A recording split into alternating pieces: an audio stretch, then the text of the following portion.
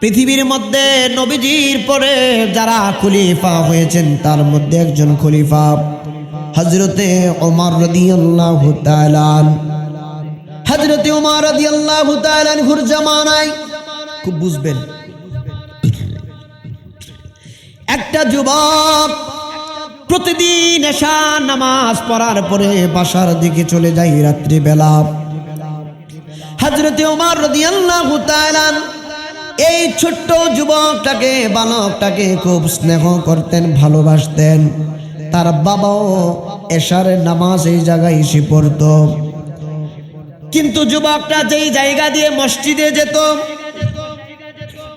তার মাঝ বরাবর রাস্তার পাশে একটা ঘর ছিল, যে ঘরের মধ্যে একটা সুন্দর যুবতী ছিল। সুন্দর যুবতী প্রতিদিন তাকে আশকারা দিত, মিস কল দিত, মানে টোকা দিত।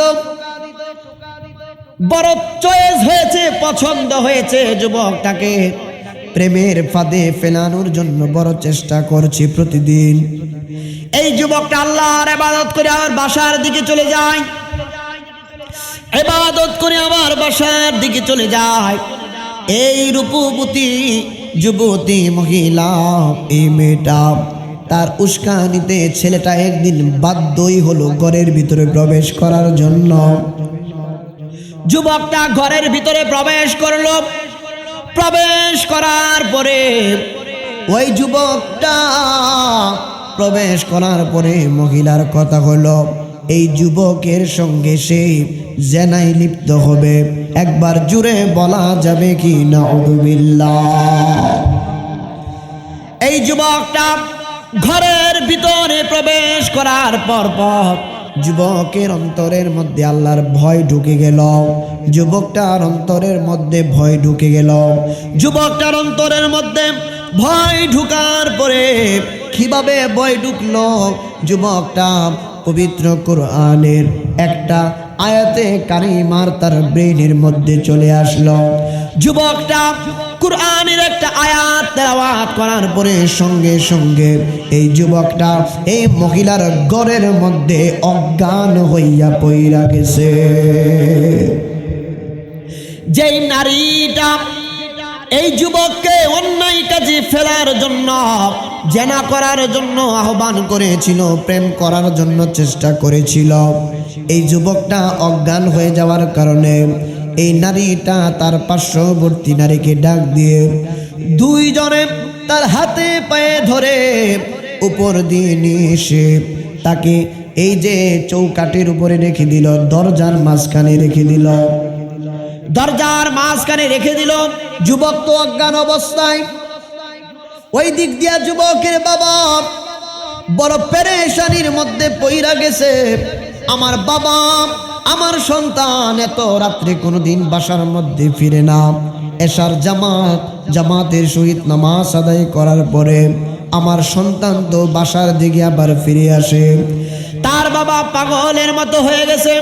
আমার সন্তানকে আমি কোথায় খুঁজবো? ওই যুবকের বাবা এই যুবককে খুঁজতে খুঁজতে এসে আস্তে আস্তে এই যুবককে পেয়ে গেল। রাস্তার পাশে যে মহিলার ঘর ছিল, ঘরের চৌকাঠে দরজার মধ্যে তাকে শুয়ে রাখা হয়েছে। যুবকের বাবা তাকে দেখা মাত্র একটা দৌড় দিল, যাইয়া তার সন্তানের জ্ঞান ফিরালো।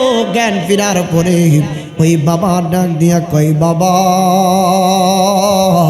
এই জায়গার মধ্যে তুমি অজ্ঞান হইয়া পইরা রইছ কেন?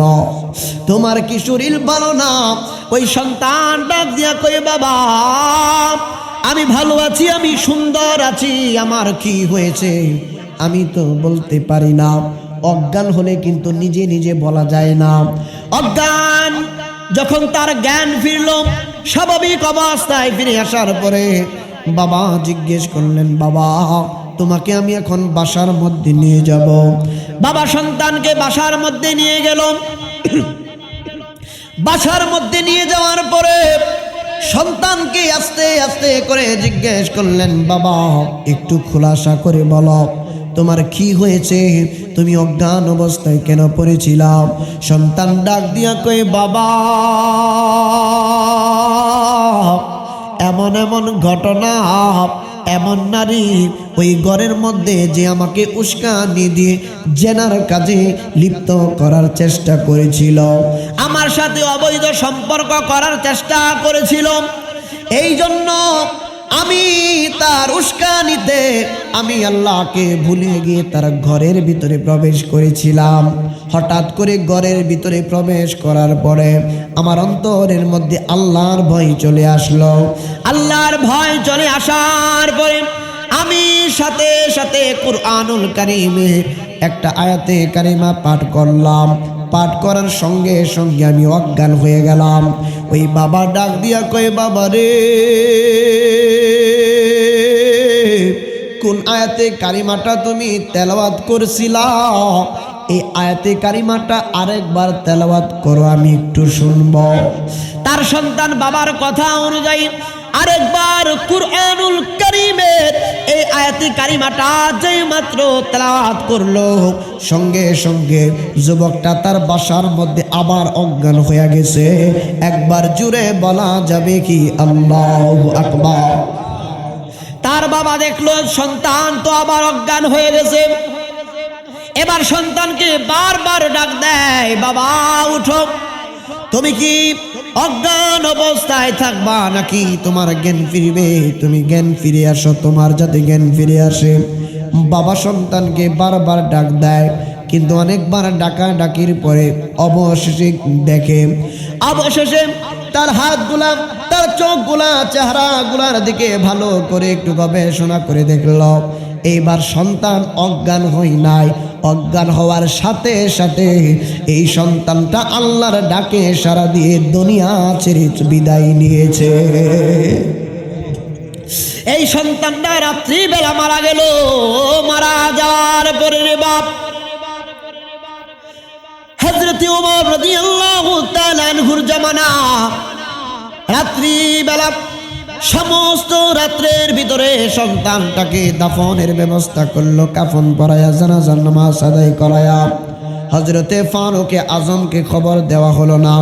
আমি বলছি এই জন্য অবশ্যই এটার মধ্যে শিক্ষণীয় ব্যাপার আছে।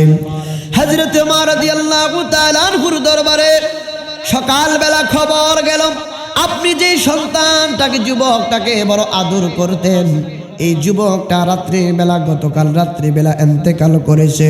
হযরতে ওমর ডাক দিয়া কই, শুনো, আমাকে রাত্রিবেলা কেন খবর দিলা না? আমি হযরতে ওমর তার জানাজায় উপস্থিত হইতাম, আমি তারে বড় স্নেহ করতাম, আদর করতাম, আমাকে কেন খবর দিলা না? এই যুবকের বাবা ডাক দিয়া কই, হুজুর, এই জন্য খবর দেই নাই, আপনি আমিরুল মুমিনিন, আপনি রাত্রিবেলা কষ্ট করে আসবেন, আমি চাই নাই আপনি কষ্ট করেন। হযরত ওমর রাদিয়াল্লাহু তাআলা নবীজির কিছু সংখ্যক সাহাবীদেরকে লইয়া ওই সন্তানের বাবাকে ডাক দিয়া বললেন, আমাকে আর দেরি করাইও না, তোমার সন্তানের কবরের সামনে আমাকে নিয়ে চলো, কবরের সামনে নিয়ে চলো, কবরের কাছে আমি যাব। ওই সন্তানের বাবা হযরতে ওমর রাদিয়াল্লাহু তাআলা আনহু সহ সমস্ত সাহাবীদেরকে তার সন্তানের কবরের সামনে নিল।